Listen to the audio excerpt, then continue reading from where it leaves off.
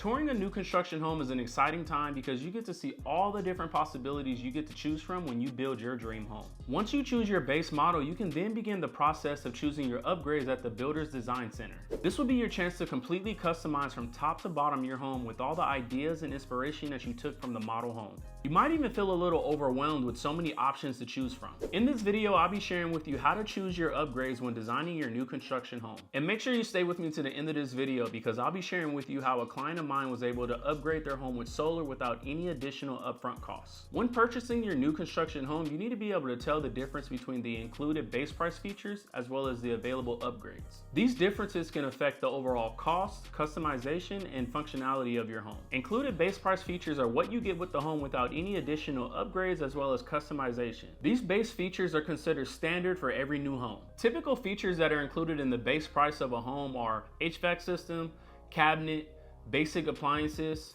carpet or vinyl, as well as interior wall paint. If we're talking upgrades, these are going to be additional features and customizations that you can add to your new home. Upgrades allow you to personalize parts of your home that fit your needs as well as preferences. Features that would be considered upgrades are items like marble countertops, larger kitchen cabinets, stainless steel appliances, hardwood flooring or tile, and a separate tub or shower in the primary bathroom. Homebuyers who just assume every item is automatically included in their home are going to be in for a rude awakening when they see the final sales contract. The first part about successfully upgrading any new construction home is asking the builder directly what items are included in the base price of the home. This helps avoid any confusion and helps you understand exactly what you're getting yourself into before signing a contract. Before even touring a model home, I suggest asking the builder for a list of what your standard features are as well as available upgrades. This will help you so that when you're touring the model home, you can see the differences in all the upgrades that each model home has. When you tour a model home and you assume everything that you see is what you get, you're setting yourself up for disappointment when you have to pay more in order to get your home to look like the model that you toured. Right now, the conversation that you're continuing to see in the market is the topic of rising interest rates. And with these rising interest rates, home buyers are losing buying power in the market. Because of this, home builders are now offering more incentives for new home buyers so that they can get them in contract. Builders are even increasing their amount of standard features to include additional items such as a washer and dryer. As long as home prices continue to be high, this is going to stick around and can be a benefit for those home buyers who want more features. When it comes to upgrades, the biggest return on your investment are going to be items like your kitchen, flooring, as well as your bathrooms. Most of the time, if you pay very close attention to the details when designing your kitchen and do upgrades in the right places, you'll end up with a very high-end looking home. I'd also recommend doing structural upgrades that are going to increase your square footage as well as your living space, like adding on a bonus room or an extra bedroom. And I recommend doing upgrades like this with the builder because they'll be more expensive to do later down the road. It's very important to always review the included base price features as well as available upgrades because it gives you the chance to create a realistic budget and focus on the features that matter to you most. Before you start upgrading your home, keep in mind that even though these upgrades will enhance the visual aesthetic of your home, they come with an increased price. So the best practice is going to be finding that balance between what you want and what you can afford. Prioritizing your needs versus wants when building a new construction home is going to allow you to make a realistic financial decision. You want to be able to build a home that not only fits your lifestyle, but also your budget. The first thing you want to do when you're designing your new construction home is making a list of your needs as well as your wants. And be specific as possible. Your needs should be the features of your home that are non-negotiable, and your wants should be those desirable but optional features. Needs can include things like location as well as proximity to school or work. Needs can also include things like the number of bedrooms or bathrooms that you have to have. Your list of wants might include things like an upgraded kitchen with marble countertops, stainless steel appliances, or a spacious island. Your wants list can also include something like an upgraded luxury bathroom or an outdoor deck or patio. Once you have a completed list, you can sit down with your family and make the decision on what needs are more important than the wants. This is going to help you make that decision on things that are must-haves or nice to have. Buying a new home is a big decision, and you want to make sure that you're thinking long-term at the very beginning. When making the decision about needs and wants, I suggest thinking about the future of your family. Maybe you're expanding or your kids are leaving the house soon. These are the type of things that you should be mindful of when you're building a new construction home. I mentioned to you earlier that you need to be realistic on what you can afford. This includes down payment, monthly mortgage, as well as maintenance costs. The biggest mistake you can make when building a new construction home is stretching your budget to accommodate your wants at the expense of your needs. Finding that perfect home that satisfies all your needs as well as wants will be a challenge, but if you prioritize your list, you will be able to make the best decision that makes the most sense for you and your family. When you are buying a new construction home, you should be designing that home to your specific specific taste but still leave room for flexibility. Let's try an exercise together that could be helpful when you're designing your new home. In the comments below, I want you to write down 3 of your realistic non-negotiable items that you have to have in your home. This could be anything from a pool, a 3-car garage, a large backyard, a specific type of bathroom. Whatever it is, make sure you write it down in the comments. When considering upgrades for a new construction home, it's important to think about your personal preferences as well as potential return on your investment. I want to share with you the 5 most popular upgrades in a new construction home and what the return on the investment is for each. One of the most common areas that I often see my clients upgrade is starting with the kitchen. And in the kitchen, countertops are usually the first upgrade that my clients make. And the reason I see this happening so much is because upgrading a kitchen's countertop not only enhances the visual aesthetics of the home, but also the durability. The next upgrade that I see in new construction homes are high quality stainless steel appliances. This type of upgrade can make your kitchen look more modern and be a high selling point for the future. Another upgrade that I usually see are custom cabinets or under the cabinet lighting. These are small upgrades that will give your kitchen a new and improved look.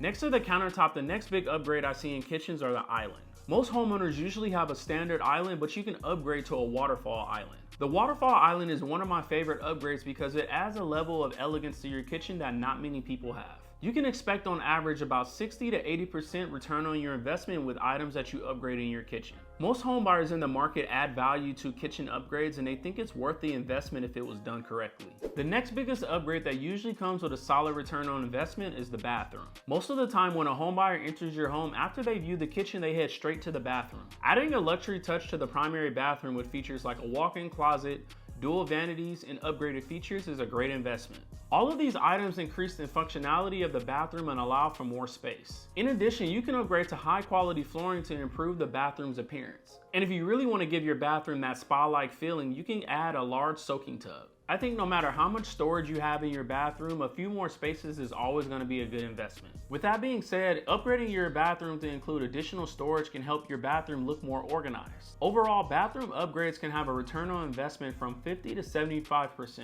Most home buyers will appreciate an upgraded bathroom in the primary suite and will pay a premium to have those features. Buying a home in Las Vegas means you're prepared for weather during the summertime as well as the winter. That being said, it's good to know that energy efficiency in Las Vegas is important. Most new construction homes are going to be equipped with the newest technology to make the home energy efficient and save you money on utility bills. A popular energy efficient upgrade is solar panels, which can significantly reduce your electricity bills in the long term.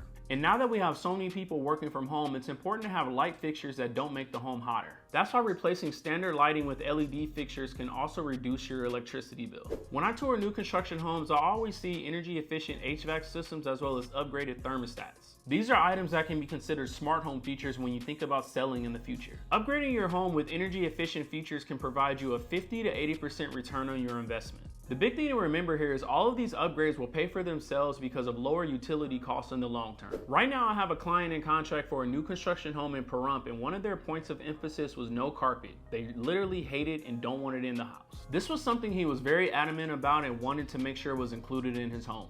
And although certain areas of the home did come with carpet, my client is already expecting to pull the carpet out and replace it with hardwood flooring. This is a great upgrade for my client to do now versus later because of the durability and long-term look. Replacing the flooring in a home usually gives you about a 70 to 80% return on your investment. Homebuyers like my client often prefer hardwood or tiling for its aesthetic appeal as well as durability, and it's a strong selling point for the future. Now that we've been able to talk about the upgrades inside the home, let's take a step and go outside and talk about the upgrades that you can have available on the exterior of the home. Most people, when they're building a new home in Las Vegas, they automatically want yard space or a pool. Adding a patio or a deck to your home can extend your living space as well as adding an entertainment area. You can even add an outdoor kitchen with a grill as well as sink to enhance your outdoor experience. I mentioned to you briefly that most home buyers want a pool, but you have to be mindful of the restrictions in place here in Las Vegas when building a pool. Pools in Las Vegas can be no more than 600 square feet. This rule was put in place to contribute to the water saving efforts in the valley. But again, since we are in Las Vegas, a pool is a highly desirable feature. You can expect around 50 to 70% return on your investment for things that you add to your backyard. I think all of the upgrades that I mentioned to you should be considered, but be mindful of resale value. Only upgrade things that are high in value and not your personal preference. By the way, if we haven't met before, my name is Chris Brown and I'm a realtor with Simply Vegas. Here on my channel, I help you find your new home whether you're a local or relocating from somewhere else. Make sure you subscribe to my channel, like this video, and click the bell so you don't miss any new videos and you always know how to live in Las Vegas. If you would like to speak with me directly, you can reach me by using my contact information in the description below.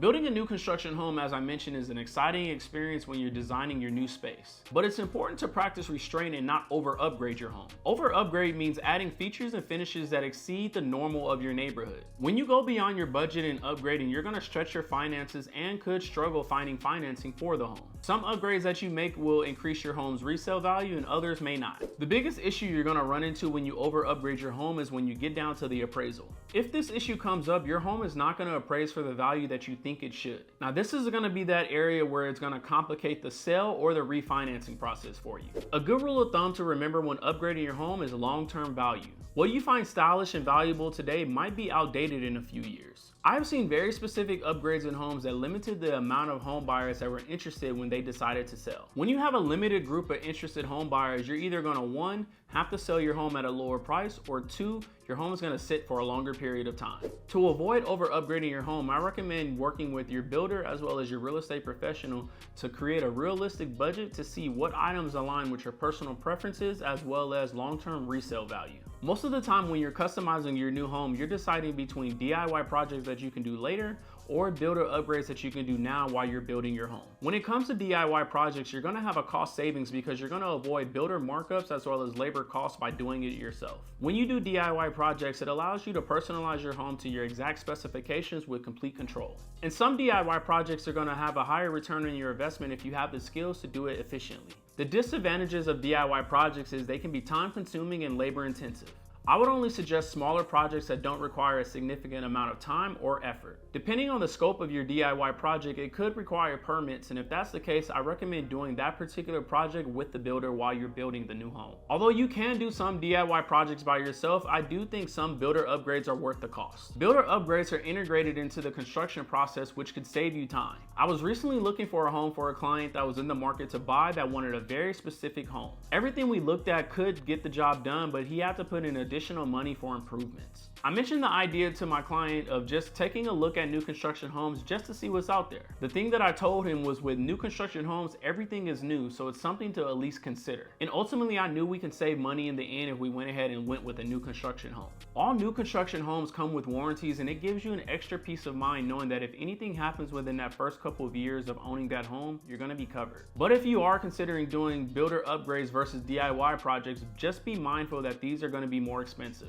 And the reason is because builders charge a premium for certain upgrades, so it's important to only upgrade things that really matter. Ultimately, the decision between a DIY project and a builder upgrade is going to come down to your skills, your time, and your budget. You can also combine both approaches by doing some DIY projects on your own, as well as using the builder for some other upgrades. Before I continue, I have a quick pop quiz for you. What upgrade in a home has the biggest return on your investment? Is it A, the kitchen, B, the backyard, or C, the bathroom?